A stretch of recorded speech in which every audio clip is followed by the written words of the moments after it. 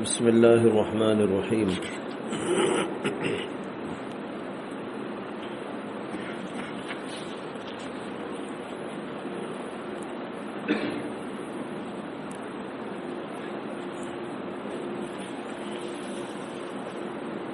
بزرگوں کے حالات اور واقعات اور ان کی زندگی کا نمونہ ہمارے لیے اسوہ حسنہ ہے، بہترین نمونہ ہے۔ اسی سلسلے میں آپ کے سامنے سلف صالحین کے اخلاق کے عنوان پر ایک کتاب کا حصہ سنایا جا رہا تھا۔ اسی میں ایک عنوان آیا ہے سلف صالحین اور خشیت الہی اور مراقبہ۔ خشیت الہی یعنی اللہ سے ڈرنا، اللہ سے ڈر کر زندگی کرنے کا نام خشیت ہے۔ خاص طور پر حضرات اہل علم کے لیے اور دین کا علم حاصل کرنے والے طلباء کے لیے اللہ سے ڈر اور خوف انتہائی ضروری ہے۔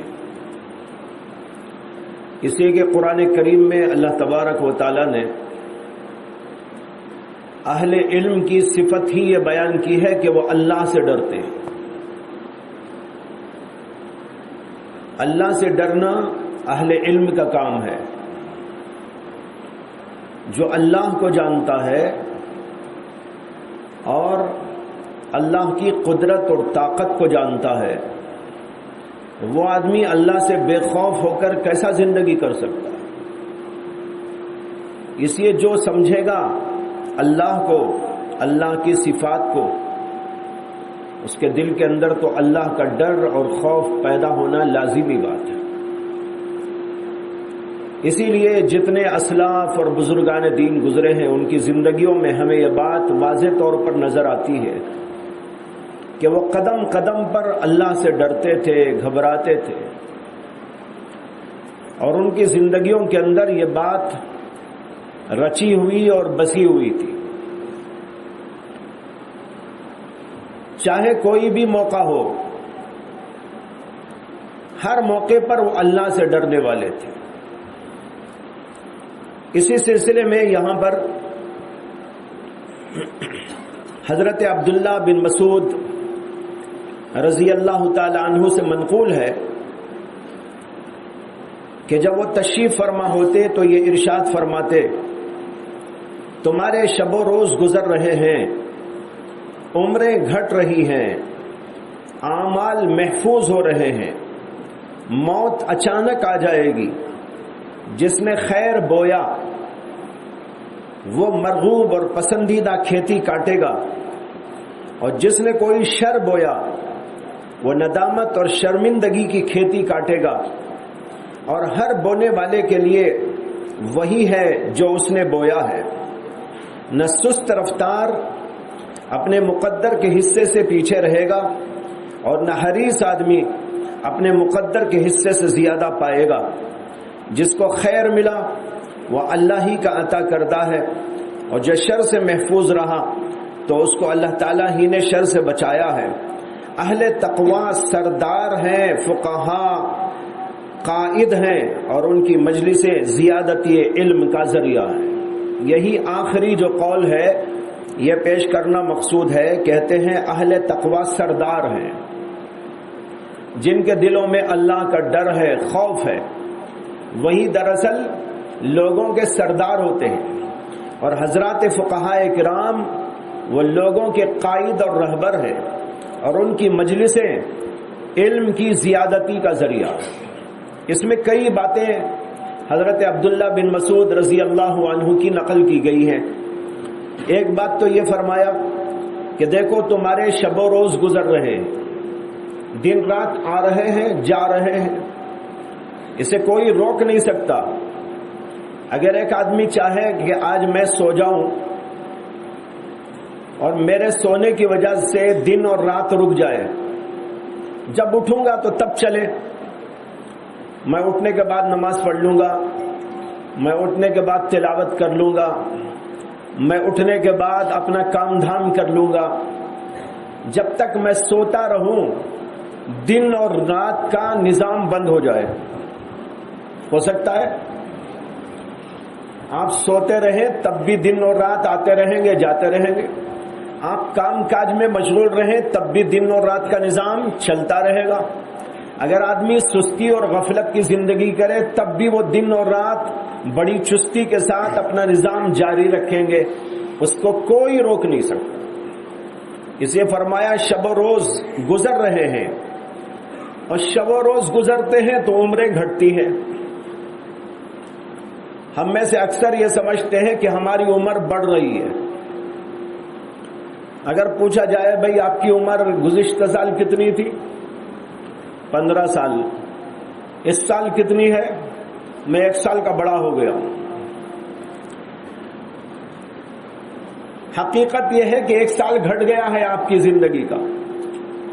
جب انسان دنیا میں آتا ہے تو ایک زندگی لے کر آتا ہے. کسی کی زندگی ہوتی ہے 50 برس، کسی کی زندگی 60 برس، کسی کی زندگی 40 برس، کسی کی 80 برس، کسی کی 70 برس. بچہ پیدا ہوا تو اتنی عمر لے کے دنیا میں آیا.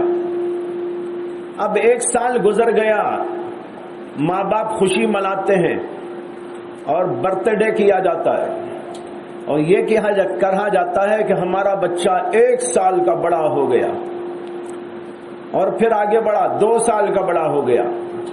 حالانکہ حقیقت میں آپ غور کریں تو پتہ چلے گا کہ اس کی عمر میں سے 1 سال گھٹ گیا ہے. جب پیدا ہوا تو اس کی عمر فرض کرو 50 برس لے کے آیا تھا.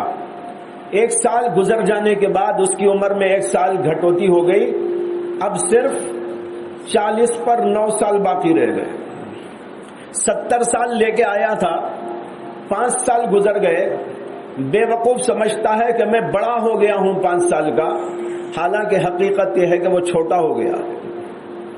اس لیے حضرت کہتے ہیں شب و روز گزر رہے ہیں اور عمریں گھٹ رہی ہیں. لوگ الٹا سمجھ رہے ہیں کہ ہماری عمر بڑھ رہی ہے، حالانکہ شب و روز کے گزرنے سے تو تمہاری عمر گھٹ جاتی ہے. اعمال محفوظ ہو رہے ہیں. اللہ اکبر. عمر گھٹ رہی ہے، شب و روز گزر رہے ہیں، اور ہمارے اعمال محفوظ ہو رہے ہیں. ہمیں تو پتہ نہیں چل رہا ہے کہ ہم جو کر رہے ہیں کہیں لکھا جا رہا ہے کہ نہیں لکھا جا رہا ہے. لیکن ایک مسلمان کو معلوم ہے کہ اللہ کے فرشتے اس کے اوپر مقرر ہیں، کرامن کاتبین. بعض لوگ یہ سمجھتے ہیں کرامن ایک کا نام ہے، کاتبین دوسرے کا نام. عوام میں مشہور ہے 2 فرشتے ہیں، ایک کرامن ایک کاتبین. ایسا نہیں ہے. کرامن کاتبین یہ دراصل ان کاتبین کی صفت ہے. کرامن کاتبین کے معنی لکھنے والے. ان فرشتوں کی صفت میں اللہ نے 2 باتیں کہی کہ تمہارے لیے ہم نے فرشتے مقرر کیے ہیں. ان فرشتوں کا نام ہے کرامن کاتبین. وہ پوری جماعت ہے. ہر آدمی کے پاس 2 فرشتے ہوتے ہیں. وہ پوری جماعت فرشتوں کی، اس کا نام ہے کرامن کاتبین. یعنی کاتبین کرام، جیسے کہتے ہیں نا علماء کرام، حفاظ اعظام، اسی طرح کاتبین کرام یعنی وہ فرشتے جو لوگوں کے اعمال کو لکھنے پر اللہ نے مقرر کر دیا ہے. ہر آدمی کے پاس 2 فرشتے رہتے ہیں. یہ فرشتے ہمارے اعمال لکھتے رہتے ہیں. زبان سے ہم نے ایک لفظ کہا وہ لکھ لیا، نگاہ اٹھائی اس کو لکھ لیا، اور کان سے کوئی بات سنی تو اس کو لکھ لیا، ہاتھ پیر سے کوئی کام کیا تو فوراً اس کو لکھ لیا. ما یلفظ من قول الا لدیہ رقیب عتید. تمہاری زبان سے جو لفظ بھی نکلتا ہے اس کے اوپر ایک مقرر فرشتہ ہے، نگراں ہے، مقرر ہے، وہ دیکھ رہا ہے، لکھ رہا ہے. کہتے ہیں کہ تمہارے اعمال محفوظ ہو رہے ہیں. 2 لسٹیں بن رہی ہیں. اچھا عمل کر رہے ہیں تو ایک لسٹ تیار ہو رہی ہے، برا عمل کر رہے ہیں تو دوسری لسٹ تیار ہو رہی ہے، اور یہی قیامت کے دن آدمی کو دکھایا جائے گا۔ فَأَمَّا مَنْ أُوتِيَ كِتَابَهُ بِيَمِينِهِ فَيَقُولُ هَاؤُمُ اقْرَءُوا كِتَابِيَهْ إِنِّي ظَنَنْتُ أَنِّي مُلَاقٍ حِسَابِيَهْ فَهُوَ فِي عِيشَةٍ رَاضِيَةٍ فِي جَنَّةٍ عَالِيَةٍ قُطُوفُهَا دَانِيَةٌ كُلُوا وَاشْرَبُوا هَنِيئًا بِمَا أَسْلَفْتُمْ فِي الْأَيَّامِ الْخَالِيَةِ۔ فرماتے ہیں کہ بعض لوگوں کا اعمال نامہ ان کے داہنے ہاتھ میں دیا جائے گا، یہ نیک لوگ ہیں، جب ان کو نام اعمال داہنے ہاتھ میں ملے گا وہ خوش خوش لوگوں کو بتائیں گے اور کہیں گے ہاؤ مقرؤ کتابی، ارے بھائی آؤ آؤ دیکھ لو میرا نام عمل کیسا ہے، کتنا پاکیزہ ہے، میری عبادتیں دیکھو، میری ریاضتیں دیکھو، میرا ذکر دیکھو، میرا تقویٰ دیکھو، سب یہاں لکھا ہوا موجود ہے۔ اور جو آدمی کہ اس کا نام عمل بائیں ہاتھ میں دیا جائے گا، یہ دوسری لسٹ والا، جس نے برائیاں کی، گندی حرکتیں کرتا رہا، فحش اور بے حیائی کے کام کرتا رہا، گناہ پر گناہ کرتا رہا، اللہ تعالیٰ کو ناراض کرتا رہا، چاہے کسی بھی قسم کا گناہ کرے، زبان سے کرے، ہاتھ پیر سے کرے، اور آنکھ سے کرے، یا کان سے کرے، یا کسی اور عمل کے ذریعے کرے، اس کا نام عمل لکھا ہوا ہوگا۔ اس کو جب پیش کیا جائے گا تو اس وقت میں وہ کہے گا یا لیتنی کانت القاضیہ، اے کاش کہ میری عمر ہی ختم ہو جاتی، میری زندگی ہی ختم ہو جاتی، اب میں کیا دیکھوں، کیا بتاؤں، کیا کروں؟ اور کہے گا یا لیتنی لم اوت کتابیہ، اے کاش کہ مجھے میرا یہ نام عمل نہ دیا جاتا، دیکھنے کی نوبت ہی نہ آتی۔ یہ خطرناک قسم کا موقع آئے گا، اس لیے اپنے اعمال کے بارے میں غور کرنا ہے کہ ہمارے اعمال محفوظ ہو رہے ہیں، اللہ کے فرشتے ان کو لکھ رہے ہیں۔ جب آدمی یہ سوچے گا تو اس کے دل میں اللہ کا ڈر بھی پیدا ہوگا، آخرت کی فکر بھی پیدا ہوگی کہ قیامت کے دن پتہ نہیں کیا حشر ہوگا، اور جب یہ سوچ لے گا تو وہ اچھا ہی کرنے کی کوشش کرے گا، برائی سے اپنے آپ کو بچانا شروع کر ڈالے گا۔ تو کہتے ہیں اعمال محفوظ ہو رہے ہیں اور موت اچانک آ جائے گی۔ موت پوچھ کر آئے گی کسی کو، اللہ کا فرشتہ آئے اور پوچھے کہ بھائی تمہاری روح قبض کروں کہ نہ کروں؟ ہاں، پیغمبروں سے پوچھا جاتا ہے، لیکن عام لوگوں سے پوچھا نہیں جاتا، چاہے وہ بادشاہ وقت ہی کیوں نہ ہو۔ انبیاء علیہم السلام کے پاس اللہ فرشتے کو بھیجتے ہیں اور فرشتہ ان سے اجازت لیتا ہے۔ موسیٰ علیہ السلام کی خدمت میں بھی اللہ کا فرشتہ اسرائیل آیا اور اس نے آ کر کہا کہ اللہ نے مجھے آپ کی روح قبض کرنے بھیجا ہے۔ انسان کی شکل میں آئے حضرت اسرائیل علیہ السلام، تو حضرت موسیٰ علیہ السلام کو بڑا غصہ آیا، یہ میری روح قبض کرنے آیا؟ اٹھا کے ایک مکہ جو مارا، حضرت اسرائیل کی آنکھ ہی نکل گئی۔ بڑے جلالی بزرگ تھے، مارا تو آنکھ نکل آئی۔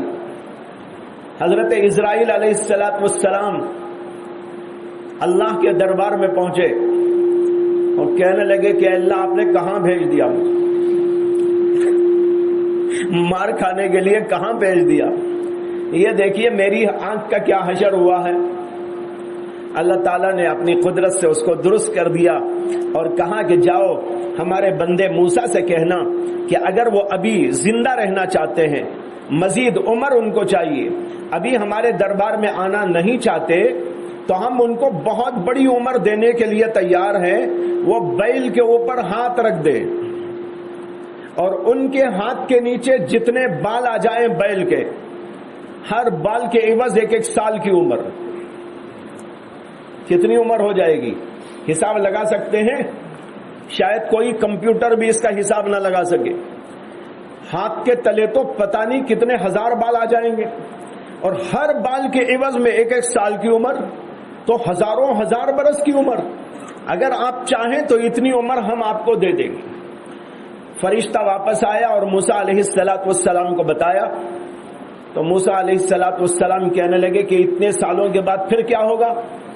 ہاں وہی ہوگا جو اب ہونے جا رہا تھا، یعنی موت آئے گی، اس لیے کہ موت تو ہر ایک کو آنا ہے۔ تو انہوں نے کہا نہیں، ابھی مجھے لے کر چلو۔ یہ تو پیغمبروں کا قصہ ہے، پیغمبروں کے علاوہ کسی سے پوچھا نہیں جاتا۔ تاریخی روایات میں آتا ہے کہ ایک بادشاہ تھا بڑا جلیل القدر، یعنی دنیاوی اعتبار سے بڑا لو لشکر اس کے پاس، بہت بڑی طاقت، بہت بڑی حکومت۔ ایک بار اس کے گھر میں، محل میں لوگوں کی دعوت تھی، بڑے بڑے لوگوں کی دعوت، سب کے سب جمع ہو گئے، بہترین غذائیں کھائے، اور پھر اس کے بعد شراب نوشی ہوئی، اور پھر اس کے بعد مست ہو کر سونے لگے۔ بادشاہ بھی شراب میں مست، سونے کے موڈ میں تھا۔ اتنے میں دروازے پہ دستک ہوئی، ایسی زبردست دستک ہوئی ہے کہ ساروں کا نشہ اڑ گیا۔ کنڈا ہلایا تو گویا پورے کا پورا محل ہلنے لگا۔ سب پریشان ہو گئے کہ کیا ہو رہا ہے، رات کا وقت۔ بادشاہ بھی ڈر گیا، دوسرے لوگ بھی ڈر گئے اور کہنے لگے دیکھو کون ہے۔ باندھی گئی اور دیکھنے لگی کون۔ ایک آدمی کھڑا ہوا ہے اور کہتا ہے کہ میں وہ ہوں جو کسی کے دروازے پہ جا کے کبھی کھڑا نہیں ہوتا، میں وہ ہوں جو کسی کے دروازے پہ جا کے کبھی کھڑا نہیں ہوتا۔ اور پھر اس کے بعد وہ اندر داخل ہوا، بادشاہ بھی سامنے کھڑا تھا، کہا میں اسرائیل ہوں، تمہاری روح قبض کرنے آیا ہوں۔ ہاتھ پیر کی طاقت چلی گئی، ہوش حواس اڑنے لگے۔ بادشاہ کہنے لگا کہ مجھے اتنی مہلت دے دو کہ میں اپنے گھر والوں کو کچھ وصیت کر دوں، کچھ بتا دوں۔ فرشتے نے کہا کہ اس کی اجازت نہیں ہے، اسی وقت میں روح قبض کر لی۔ یہ تاریخ کے اندر واقعہ لکھا ہے۔ ایسے ہزاروں واقعات ہوں گے، روزانہ ہی پیش آتے ہوں گے۔ ایک دو واقعات تو لکھ دیے گئے تاریخ کے اندر، لیکن جو نہیں لکھے گئے، جو ہمارے اور آپ کے علم میں نہیں آتے، وہ تو روزانہ ہی دنیا میں ہوتے رہتے۔ تو بھائی موت آئے گی، اچانک آئے گی، اس لیے اپنے آپ کو موت کے لیے تیار رکھنا چاہیے۔ موت کے لیے تیار رکھنے کا مطلب یہ ہے کہ ہم کو اپنے اعمال محفوظ، اعمال صحیح انجام دینے کی کوشش کرنا چاہیے، تاکہ جب فرشتہ آ کر ہم سے کہنے لگے کہ چلو اللہ کا بلاوا آیا ہے، تو بڑی خوشی خوشی جانے کے لیے تیار ہو جائیں۔ جو اہل اللہ ہوتے ہیں ان کا حال یہی ہوتا ہے کہ وہ تو انتظار میں رہتے ہیں کہ کب اللہ کا بلاوا آئے گا، اس لیے کہ ان کو یہ اندازہ ہوتا ہے کہ ہمارے ان اعمال کی وجہ سے اللہ کے ہاں خوشی ملے گی، اللہ کے ہاں راحت ملے گی، اللہ کے ہاں اللہ کی رضا ملے گی، اس لیے وہ چاہتے ہیں کہ اللہ کے دربار میں جائیں۔ بھوپال میں ایک بزرگ تھے، ان کا نام تھا حضرت مولانا یعقوب صاحب مجددی۔ جمعہ کا دن آیا تو جمعہ کے دن الصبح انہوں نے غسل کیا، کپڑے پہن لیے۔ ان کے مریدین اور گھر کے لوگ کہنے لگے آج کہاں جانا ہے، اتنا جلدی آپ تیار ہو گئے؟ تو کہنے لگے کہ ہاں آج جانا ہے، سفر ہے۔ لوگ سمجھے کہ شاید کوئی سفر ہوگا، جاتے رہتے تھے وہ مختلف جگہ پر، تو لوگوں نے سمجھا کہ شاید کہیں سفر میں جانا ہے۔ اس کے بعد جمعہ کا وقت قریب آنے پر انہوں نے خادم کو حکم دیا کہ ذرا بستر بچھا دو۔ بستر بچھا دیا گیا، اس کے اوپر وہ لیٹ گئے، اور پھر اس کے بعد چند ہی منٹ کے بعد دیکھا کہ روح قبض ہو گئی۔ یعنی پہلے ہی سے تیار، اللہ کے پاس جانے کے لیے پہلے ہی سے تیار۔ اور جو لوگ ایسے ہوتے ہیں وہ یہ کہتے ہیں خرم آروز کے زی منزل ویراں بربم، جس دن کہ میں مروں گا اور اللہ کے دربار میں جاؤں گا اس ویران جہاں کو چھوڑ کر جاؤں گا. یہ ویران ہے جگہ، یہ جہاں جاؤں گا ویران جہاں کو چھوڑ کر اللہ کے دربار میں. خرم آروز، اس دن کتنی خوشی ہوگی مجھے، اس دن کیسا خوش ہوں گا میں کہ اس ویران سرزمین کو چھوڑ کر جنت کی طرف جا رہا ہوں گا. یہ حال ہوتا ہے ان کا جو اپنے آپ کو تیار کرتے ہیں. حضرت سیدنا عبداللہ بن مسعود کے ان جملوں میں ہم کو اور آپ کو یہ عبرت انگیز باتیں سنائی گئی ہیں. شب و روز گزر رہے ہیں، عمریں گھٹ رہی ہیں، اعمال محفوظ ہو رہے ہیں، موت اچانک آ جائے گی، لہٰذا اس کے لیے تیار رہنے کی کوشش کرنا چاہیے. اللہ تعالیٰ مجھے بھی آپ کو توفیق عطا فرمائے. جو باتیں سن رہے ہیں ان کے اوپر عمل کی اللہ ہم کو سب کو توفیق عطا فرمائے. وآخر دعوانا الحمدللہ رب العالمین. آخر میں ایک بات کہنا ہے، اٹھا لو. وہ یہ ہے کہ آپ لوگ کبھی ضرورت کے لیے باہر جاتے ہیں